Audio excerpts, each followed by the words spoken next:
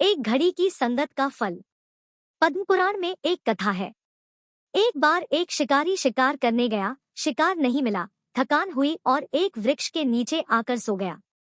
पवन का वेग अधिक था, तो वृक्ष की छाया कभी कम ज्यादा हो रही थी, डालियों के यहाँ वहाँ हिलने के कारण।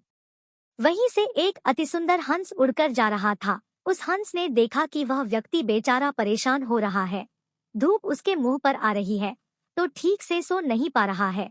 तो वह हंस पेड़ की डाली पर अपने पंख खोलकर बैठ गया ताकि उसकी छांव में वह शिकारी आराम से सोए।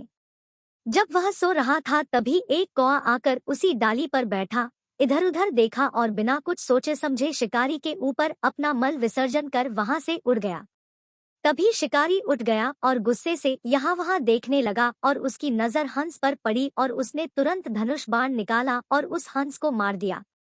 हंस नीचे गिरा और मरते मरते हंस ने कहा, मैं तो आपकी सेवा कर रहा था, मैं तो आपको छांव दे रहा था, आपने मुझे ही मार दिया। इसमें मेरा क्या दोष?